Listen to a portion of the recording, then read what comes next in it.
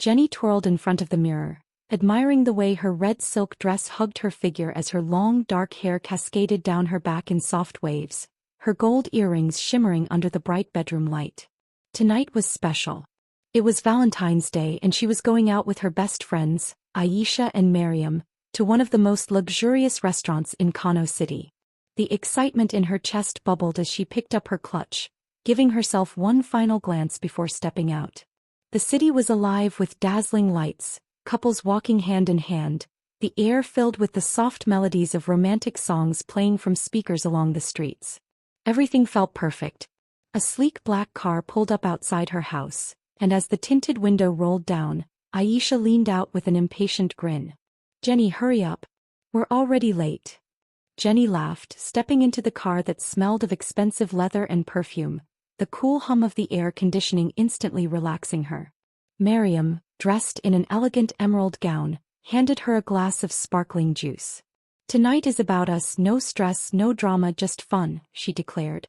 The girls giggled, already envisioning the glamorous night ahead. The moment they arrived at Royal Haven, one of the most exclusive restaurants in the city, Jenny felt like she had stepped into a dream. The golden chandeliers glowed softly overhead, reflecting on the crystal-clear glasses and silverware laid out on silk-covered tables.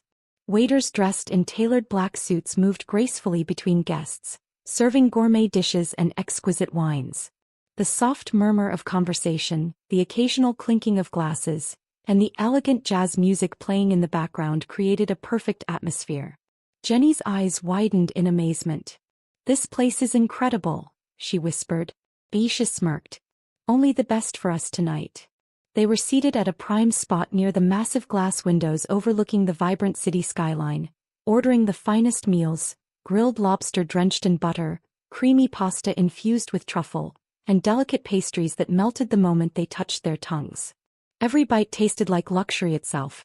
The girls laughed, reminiscing about their childhood, gossiping about work and joking about the mystery of love.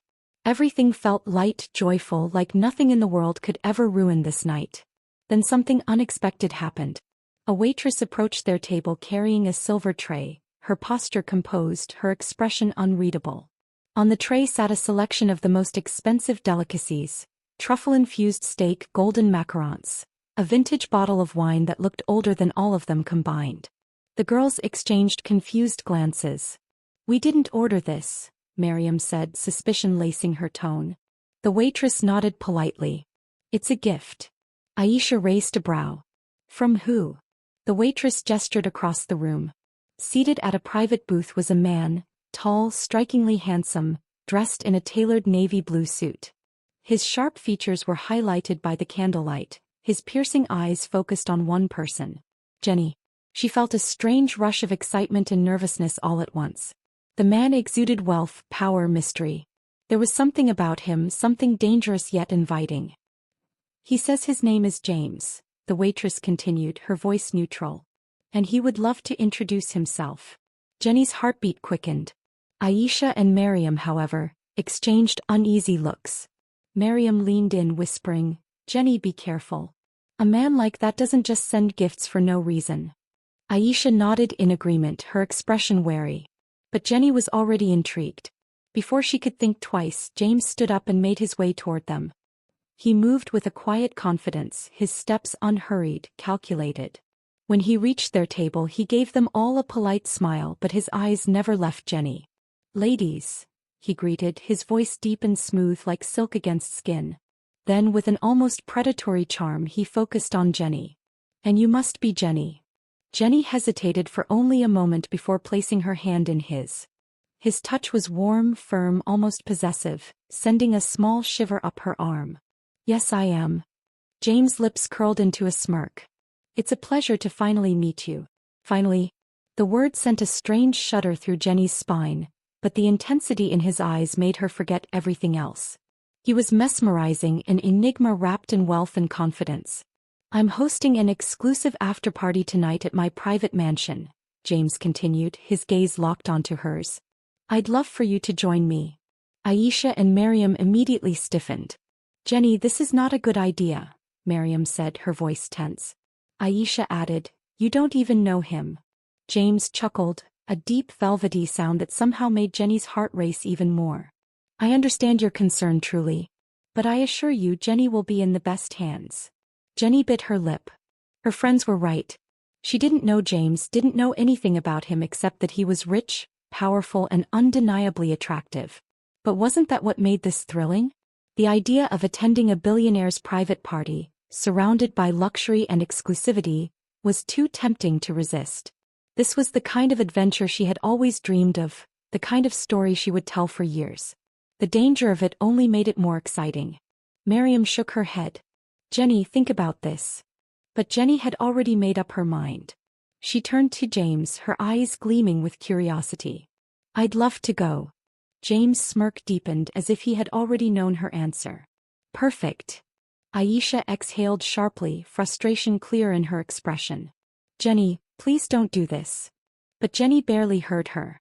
She was too captivated by the man before her, too lost in the world he represented. James extended his arm. Without hesitation Jenny took it, allowing herself to be led toward a future she didn't yet understand, a future filled with shadows she couldn't yet see. As they walked away, a strange chill ran down Miriam's spine, an unsettling feeling twisting in her gut. She didn't know why, but something told her this was the last time she would ever see Jenny again. Jenny followed James outside, where a sleek black Rolls-Royce awaited them, the driver dressed in a crisp black uniform opening the door with a silent nod, the cool leather seats embracing her as she slid inside, the car's interior smelling of expensive cologne and polished wood, James settling beside her with an unreadable expression, his presence filling the space with a strange intensity, the city lights blurring past as the car glided through the streets, Jenny's heart pounding with excitement, wondering what awaited her at this exclusive party, the anticipation coursing through her veins like electricity. James poured 2 glasses of champagne from a crystal bottle, handing one to Jenny, his fingers brushing against hers, a touch so brief yet lingering, his eyes watching her intently as she took a sip, the bubbly liquid crisp and luxurious on her tongue, her mind racing with thoughts, questions she wanted to ask but didn't dare to, choosing instead to enjoy the thrill of the moment, feeling like she had stepped into a dream, a world so different from the ordinary routine of her life, the lavishness of it all intoxicating.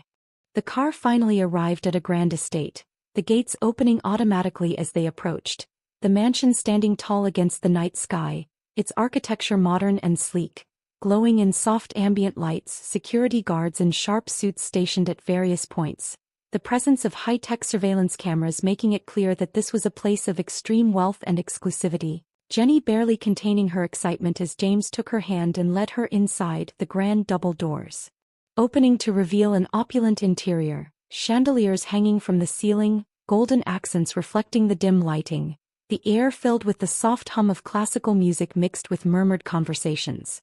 The party was already in full swing, elegantly dressed guests holding crystal glasses, laughter and chatter creating an atmosphere of effortless sophistication, Jenny feeling slightly overwhelmed yet exhilarated, James guiding her through the crowd with a quiet authority, people greeting him with respect, some whispering as they glanced at Jenny, their eyes filled with curiosity, perhaps even envy, making her feel like she was part of something extraordinary, something beyond her wildest dreams.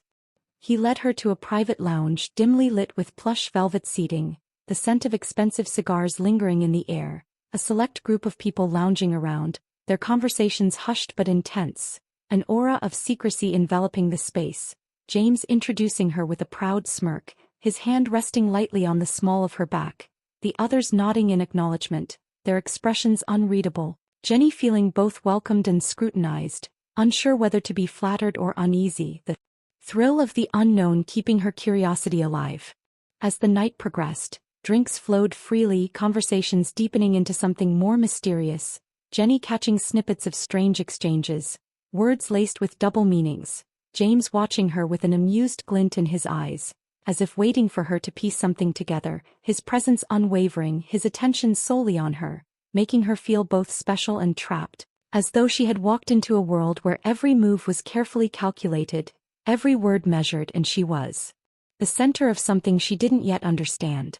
Then as the clock struck midnight, something changed, the atmosphere shifting subtly but unmistakably, the air thickening, the lights seeming dimmer, the guests' laughter taking on an eerie edge, James' grip on her tightening slightly, his expression unreadable yet intense, Jenny's heartbeat quickening, a sudden sense of unease creeping in, the feeling that she had stepped into something far deeper than she had ever anticipated, the realization settling in her chest like a weight, the night no longer just an exciting adventure but something far more dangerous.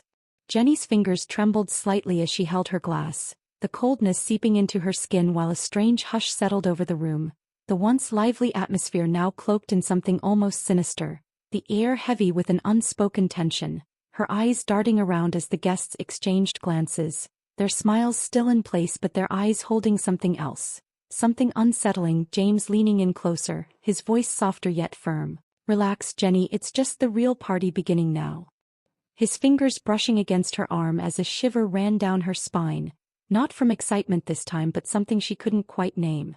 A sudden chime echoed through the grand hall, the music lowering as all attention turned toward the massive double doors at the end of the room, Jenny watching as they swung open in perfect synchronization, revealing a corridor bathed in dim red lighting, a slow fog rolling in, giving the space an almost theatrical dreamlike effect. James standing, his hand extended toward her, his smirk unwavering. "Come with me," he said, not as a request but as a command, Jenny hesitating for only a fraction of a second before placing her hand in his, the warmth of his palm doing little to soothe the chill settling in her bones, her friend's warnings echoing faintly in the back of her mind but her curiosity far outweighing her fear.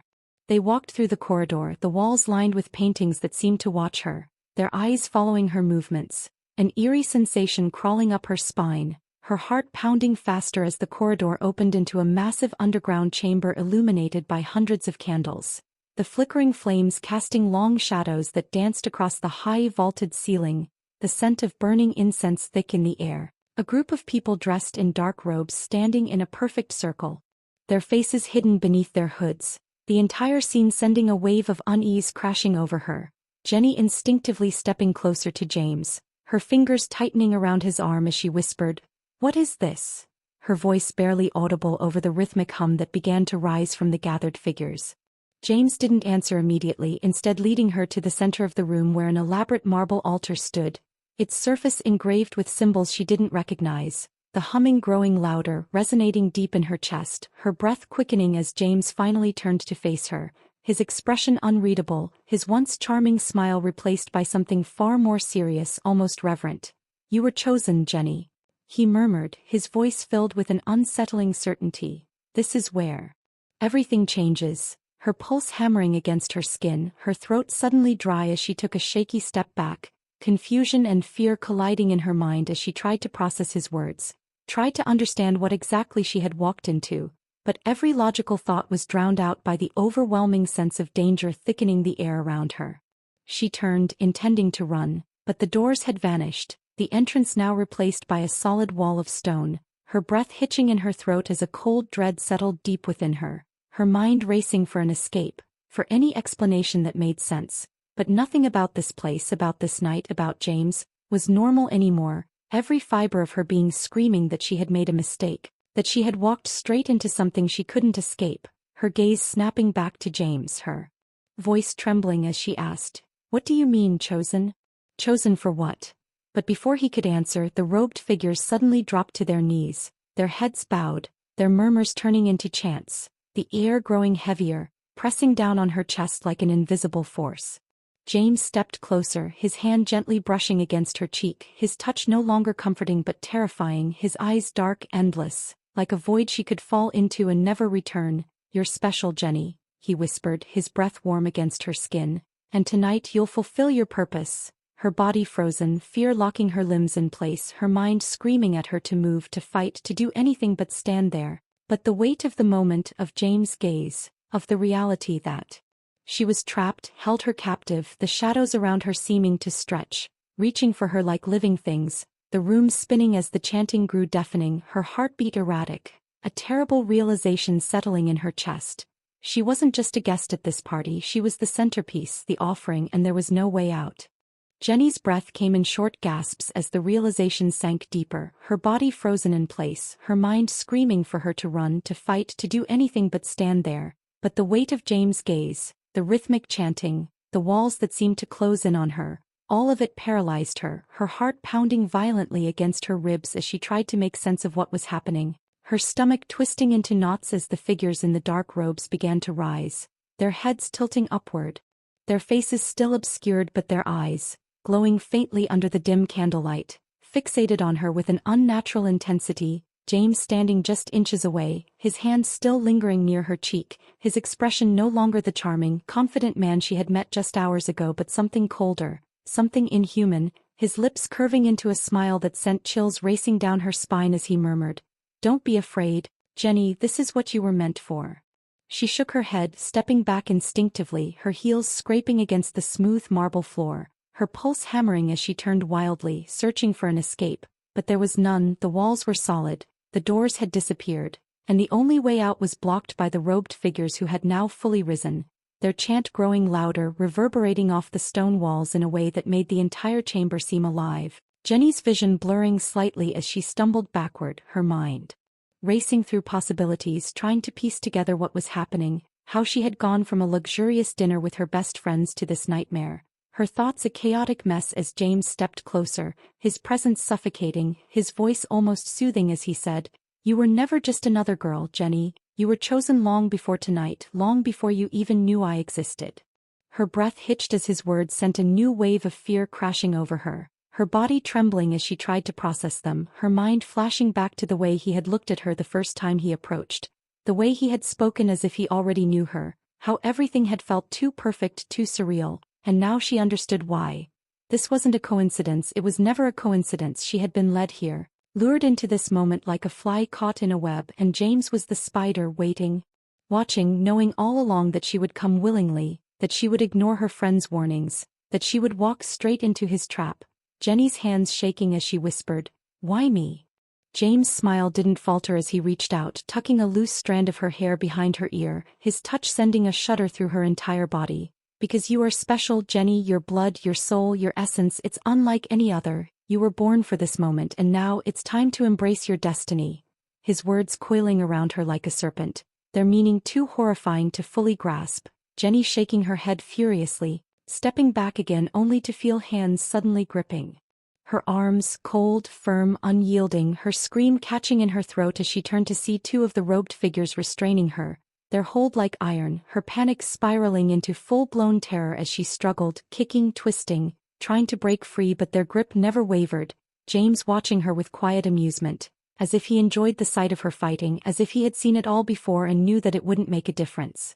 "Let me go," she screamed, her voice cracking, her chest heaving as she yanked against their hold, but the robed figures didn't flinch, their grasp tightening instead, their eerie silence making everything feel worse. Jenny's breath coming in frantic pants as her mind raced for any way out, any way to break free, her body twisting violently as she shouted, "Please, James, don't do this," her voice raw, desperate, pleading, but James only sighed as if he were disappointed, as if he had hoped she would accept her fate willingly, his fingers tracing the edge of the altar as he murmured, "I was hoping you would see the beauty in this, the honor of it, but I suppose fear is natural. Though it won't change anything, Jenny, the ritual must be completed." The word ritual sent another jolt of terror through her veins, her struggles becoming more frantic, her heart slamming against her ribs as she shook her head wildly. "No, no, you don't have to do this." But James ignored her pleas, his eyes glowing faintly now, something unnatural lurking beneath his human facade, something ancient, something powerful, his presence becoming heavier, suffocating, Jenny's skin crawling as the chanting reached a feverish pitch, the air growing thick with an energy she didn't understand but could feel in every inch of her being, her body shaking violently as James finally raised his hand, signaling the robed figures who held her, and in one swift motion, they forced her against the altar, her back slamming into the cold marble, her wrists pinned down, her legs kicking uselessly as she screamed, raw and desperate, the fear consuming her completely now as she realized that this was real, that there was no escape, that she had walked straight into her own doom and there was nothing she could do to stop it. James loomed over her, his expression almost tender, as if he pitied her, as if he regretted that she was afraid, but there was no hesitation in his movements, no remorse in his actions, his hands moving to the ceremonial dagger that rested on the altar, its blade gleaming under the candlelight, Jenny's blood running cold as she saw it, her screams turning into frantic sobs as she thrashed, "Please, James, don't do this. I don't want to die." But his expression remained unchanged, calm, assured, his voice soft as he murmured, "It's not death, Jenny, it's transcendence." And with that he raised the dagger, the chanting reaching its peak, the flames of the candles flickering violently, the air crackling with energy, and Jenny in that final moment knew that she was truly doomed.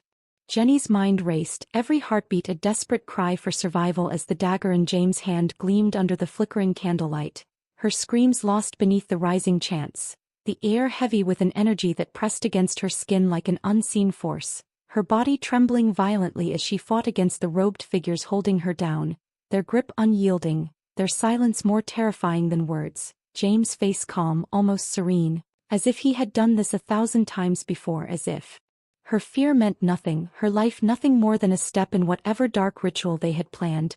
Jenny's breath coming in ragged gasps, her vision blurring as sweat mixed with tears, her mind grasping for anything, any way to escape, any hope. But there was none, not in this place, not in this nightmare where shadows danced like living things and walls moved as if they had a will of their own.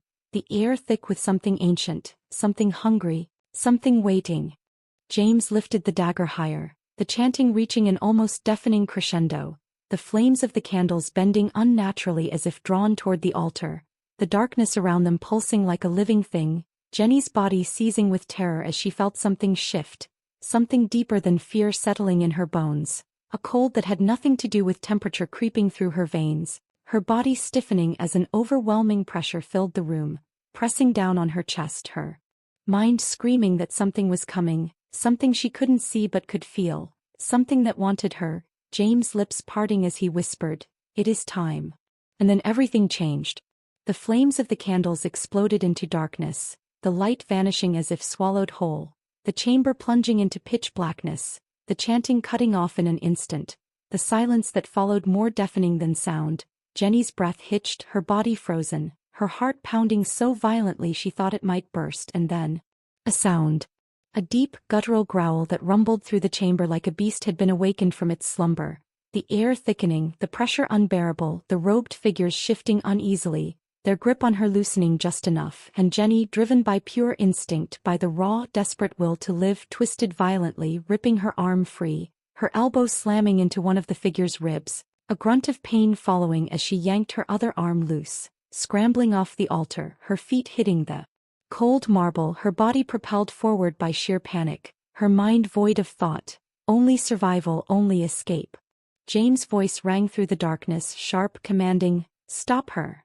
But the chaos had already begun, the unseen presence in the room making its move, a sudden gust of wind knocking several of the robed figures to the ground, their cries lost beneath the monstrous growl that shook the very foundations of the chamber, Jenny barely able to see in the suffocating darkness but running anyway, her hands outstretched, searching for anything, any way out, the cold stone walls slick beneath her fingertips as she stumbled forward, her breath ragged, her body aching but refusing to stop. The sound of movement behind her, footsteps, voices, dames shouting orders, but something else, something deeper, something more terrifying than all of them. The growl turned into a roar, the chamber trembling as if the very ground beneath them was about to give way, the air vibrating with a presence that was far beyond human, Jenny's mind unable to comprehend what it was but knowing, instinctively, that it was her only chance, that whatever had been summoned was not under their control, that it was something far worse than even James had anticipated, and that meant chaos, and chaos meant opportunity, her feet moving faster, her lungs burning, her fingers scraping against the stone as she searched desperately, blindly, and then her hand met emptiness. A door. No, not a door, a passage, an opening in the stone that hadn't been there before, or maybe had always been there, hidden, waiting, Jenny wasting no time throwing herself through it, the cold air beyond it hitting her like a slap, her body stumbling forward into the unknown as behind her. The chamber erupted into screams, the sound of bodies hitting the floor, the sickening crunch of bone, the roar of the creature filling every inch of space, consuming all other sound, Jenny running, the darkness ahead of her endless, her breath tearing from her throat in gasps, her body weak but refusing to stop, her mind focused on one thing: escape. The tunnel twisted, the walls narrowing, her shoulder slamming into the cold stone as she turned a corner, her legs shaking beneath her, her hands trailing along the rough surface to guide her, the air damp, the scent of earth thick, her ears still ringing with the echoes of what she had left behind, the sounds of battle, of destruction, of something ancient claiming its due, her stomach twisting at the thought of James, of his confidence shattering in an instant, his careful control ripped away by whatever had awoken, Jenny not daring to look back, not daring to slow down, the tunnel stretching endlessly before her, and then she felt it before she saw it.